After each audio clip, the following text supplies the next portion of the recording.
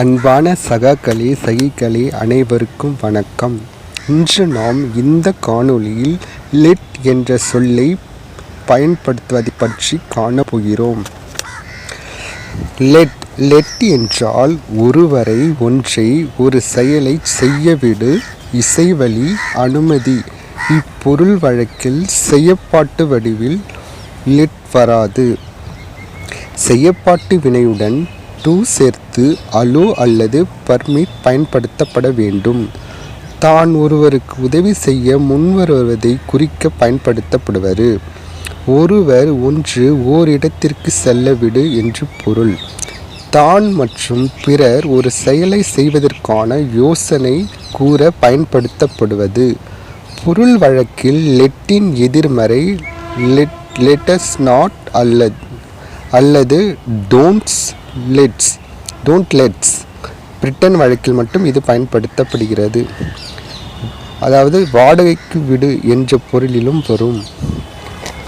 முதலில் லெட் என்ற வார்த்தை சாதாரணமாக எவ்வாறு பயன்படுத்தப்படுகிறது என்று பார்ப்போம். அதன் பிறகு வாக்கியங்களில் எப்படி பயன்படுத்தப்படுகிறது, அதன் பிறகு இடியம்ஸில் எப்படி பயன்படுத்தப்படுகிறது, அதற்கு முன்பு டூ வேர்ட் வெர்ப்ஸில் எப்படி பயன்படுத்தப்படுகிறது போன்றவற்றை காண்போம். இப்பொழுது சாதாரண வாக்கியங்கள். லெட் இட் பி, அது இருக்கட்டும். லெட் மீ நோ, எனக்கு தெரியப்படுத்துங்கள். லெட் தெம் ஃபினிஷ், அவர்கள் முடிக்கட்டும். Let us go to the river bank, நாம் நதியின் கரைக்கலாம். Let you and I go to see the picture, நீயும் நானும் படம் பார்க்க செல்லலாம்.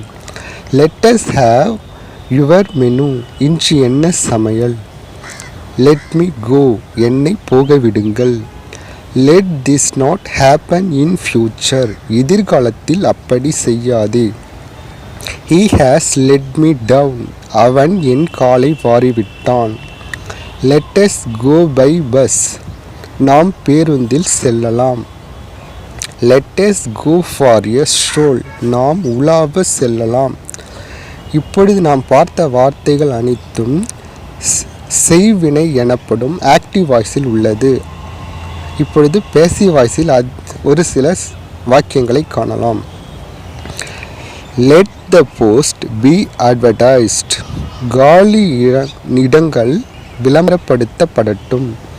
Let him be punished, அவனுக்கு தண்டனை கொடுக்கப்படட்டும். Let her be asked to sit down, அவள் உட்காரும்படி சொல்லப்படட்டும். Let us get started, நாம் தொடங்கலாம். அடுத்து சாதாரண வாக்கியங்களில் வருவதை விட நீண்ட வாக்கியங்களில் எப்படி பயன்படுத்தப்படுகிறது என்று பார்க்கலாம். My parents let me stay out till 11 o'clock, என் பெற்றோர் என்னை 11 மணி நேரம் வரை வெளியே இருக்க அனுமதிக்கிறார்கள். This ticket lets you travel anywhere in the city for a day, இந்த பயண சீட்டு ஒரு நாளில் நகரத்தில் எங்கும் பயணம் செய்ய உங்களை அனுமதிக்கிறது.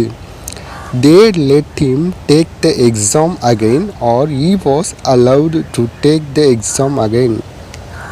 அவர்கள் அவரை மீண்டும் தேர்வு எழுத அனுமதித்தனர். He is let the dinner burn again, அவர் இரவு உணவை மீண்டும் எரிக்க அனுமதிக்கிறார். Don't let the fire go out, நெருப்பை வெளியே விட வேண்டாம். Let me help you carry your bags, உங்கள் பைகளை எடுத்துச் செல்ல உங்களுக்கு உதவுகிறேன்.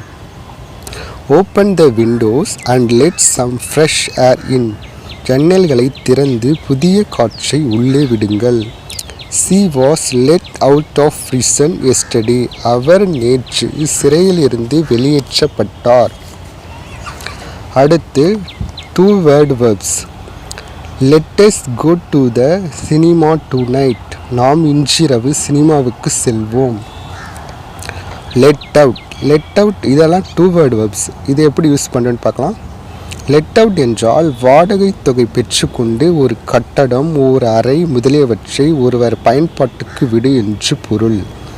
தே let out 2 rooms to students. அவர்கள் 2 அறைகளை மாணவர்களுக்கு வாடகைக்கு விட்டுவிட்டார்கள். அடுத்த வார்த்தை லெட் அலோன். லெட் அலோன் என்றால் ஒன்று உறுதியாக இல்லை என்று பொருள். We have not decided where we are going yet. Let alone booked the tickets. நாங்கள் இன்னும் எங்கு செல்கிறோம் என்பதை நாங்கள் தீர்மானிக்கவில்லை. பயண சீட்டுகளை முன்பதிவு செய்யட்டும். லெட் கோ அப்படி என்றால் ஒருவரை ஒன்றை பிடித்தளர்த்தி போகவிடு என்று பொருள். Let me go, you are hurting me. என்னை விடுங்கள், நீங்கள் என்னை காயப்படுத்துகிறீர்கள். அடுத்து let me see or let us see. சிந்தித்து கொண்டிருக்கும் போது அல்லது ஒன்றை நினைவுக்கு கொண்டு வர முயலும் போது பயன்படுத்தப்படுவது. Where did I put the car keys? Let us see. I think I left them by the telephone. நான் கார் சாவியை எங்கே வைத்தேன்?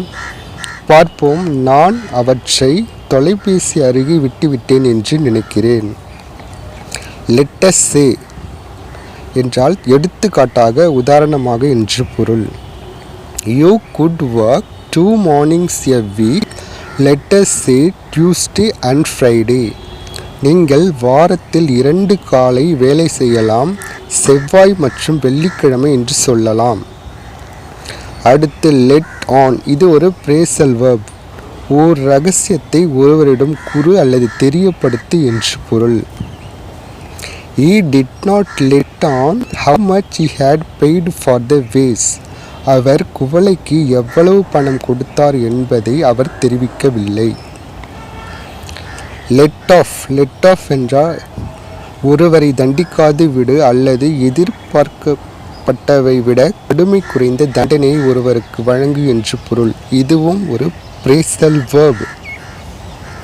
He expected to go to prison, but they let him off with a fine.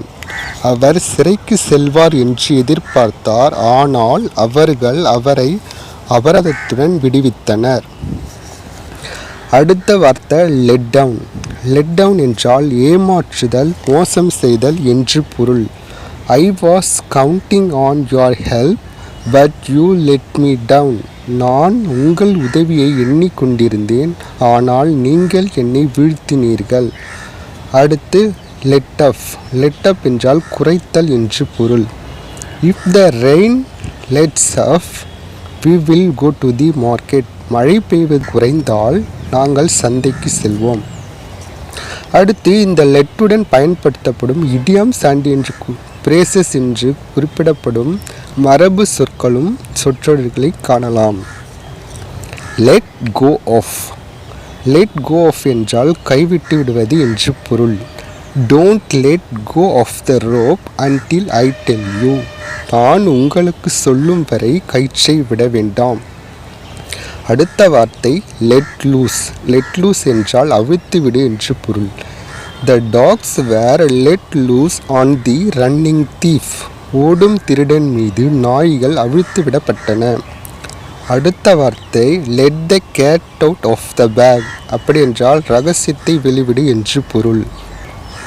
Ramesh let the cat out of the bag when he said Renu was just pretending to be ill because she did not want to go to school. Renu உடல்நிலை சரியில்லாதது போல் நடித்து கொண்டிருந்தாள், ஏனெனில் அவளுக்கு பள்ளிக்கு செல்ல விருப்பமில்லை என்று ரமேஷ் ரகசியத்தை வெளியிட்டான். அடுத்த பிரேசஸ் அண்ட் இடியம்ஸ் வார்த்தை let the grass grow under your feet. அப்படி என்றால் நேரம் தாழ்த்து என்று பொருள். Do this work quickly, don't let the grass grow under your feet. இந்த வேலையை விரைவாக செய்யுங்கள், நேரம் தாழ்த்தாதீர்கள் என்று பொருள். அன்பான சகாக்களே, சகிக்களே, அனைவருக்கும் வணக்கம். நீங்கள் அனைவரும் இந்த காணொளியை முழுமையாக பார்த்திருப்பீர்கள் என நம்புகிறேன். தங்களுக்கு இந்த காணொளியில் ஏதேனும் சந்தேகம் இருந்தால் மறக்காமல் கமெண்டில் உங்கள் மேலான கருத்துக்களை பதிவு செய்யவும். நன்றி, வணக்கம்.